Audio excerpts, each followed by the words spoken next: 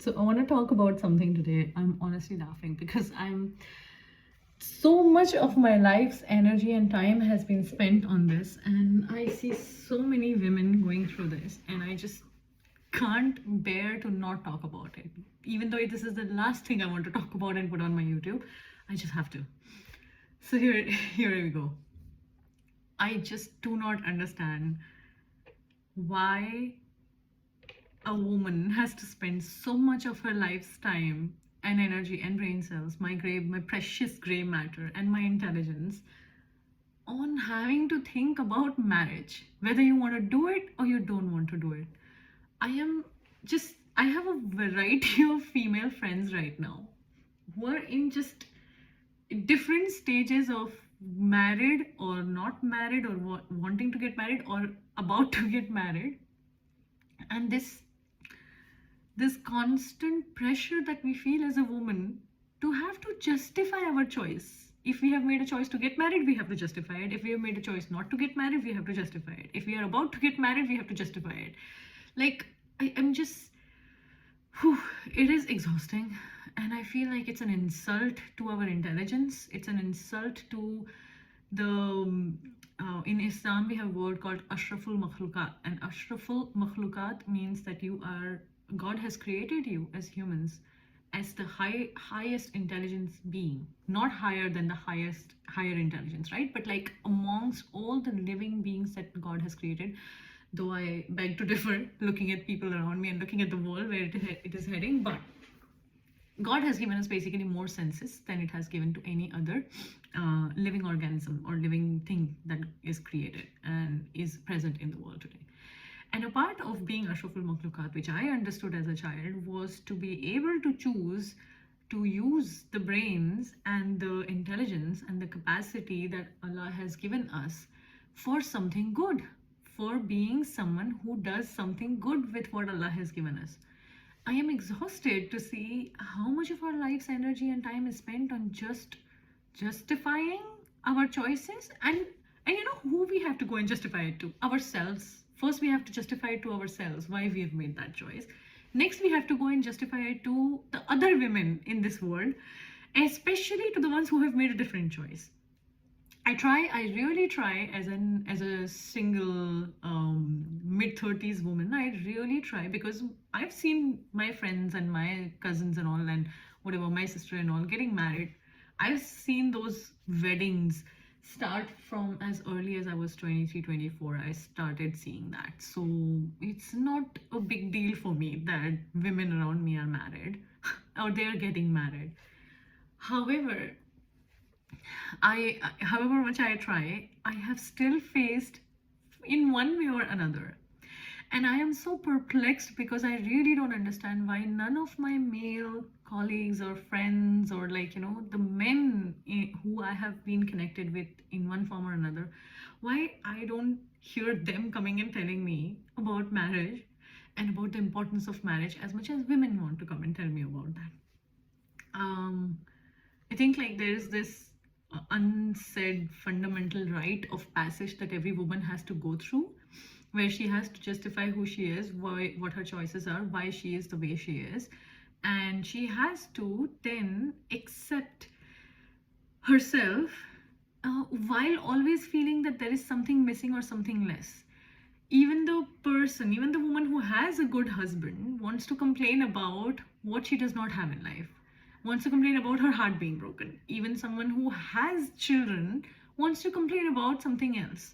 So it's an endless cycle of women judging women judging themselves, and just actually bringing our feminine power low. Like, all jokes aside and my sarcastic humor aside, I am exhausted of seeing how the feminine wants to bring the feminine low, and how the men don't do that. Men are brothers, men stand up for each other, men don't judge. A 40-year-old unmarried guy, a 50-year-old unmarried guy goes and lives his life like a king and can do whatever they want to do.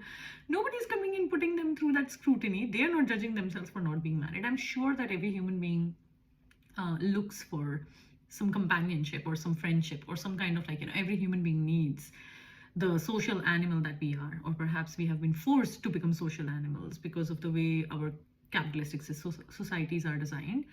But I understand that. But why are women spending this precious energy of their life trying to prove their worth and justify their choices? I will not understand. I will never understand.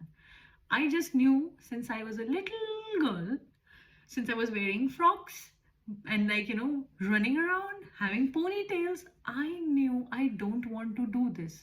Why? I looked around me, I saw the women around me, I saw how miserable they were in their marriages. And I'm not talking about one, I'm talking about like majority of them. How miserable they were in their marriages. And I saw how men were treating them, how their husbands talked to them.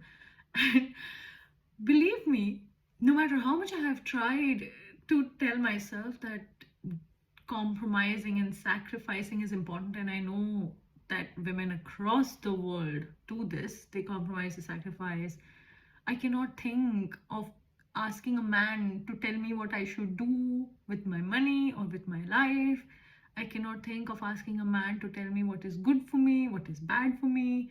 I can love and I can believe in that love, and I can see how love inspires me, how it stays in my heart as this guiding force, this light, this beautiful thing that just like makes my heart bigger and bigger, and I can give that love unboundedly to everyone.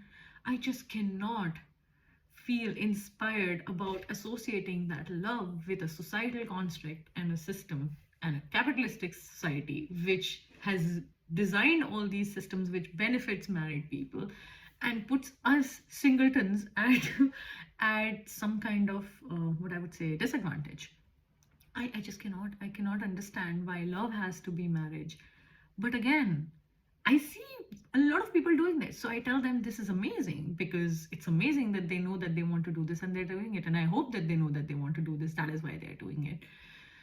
But yeah, man, I think women need to stop doing this. First of all, to themselves, and then to the other fellow women, to their female tribe. I just like let women choose what they want to choose, do what they want to do with their life, and be happy in whatever they want to do. And please, please, can we become a culture who stops thinking that if someone is crying, they're depressed. If someone is vulnerable, something is wrong with them or with their life and it needs fixing. Crying, anxiety, feeling overwhelmed, going through stress, being is all signs of being courageous. You are showing courage to do something more than what you would have done in the past. What is perhaps unconventional from the society? What is perhaps you overcoming some trauma from your childhood or from your early age, which you were not aware of, which is subconsciously coming alive. Vulnerability in a woman is not weakness. We don't have to become like men. We are women. We can live our lives as women, and we can learn to support each other as women in whatever the women choose to do with their life. And if we can't do that, then we should at least learn to shut up as women to tell other women what they should do with their lives, right? I think this is fair enough.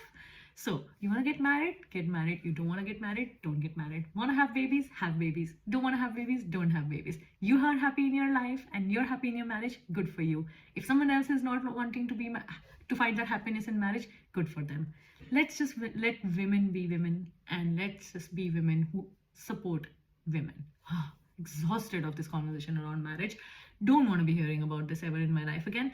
And very glad to have gone through everything that I've gone through to know exactly that my 10-year-old, my 8-year-old, my 7-year-old self knew what was good for her. And I'm glad that I stood true to what she knew, what is good for her. Thank goodness. Cannot be going through this kind of becoming a martyr and an idol and a symbol of compromise and sacrifice and holding families together and holding everyone together.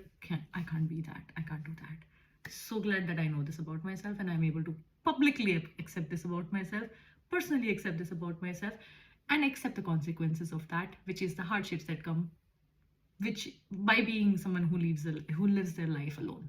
Yeah, wonders. It does wonders. Just be true to yourself. Bye bye.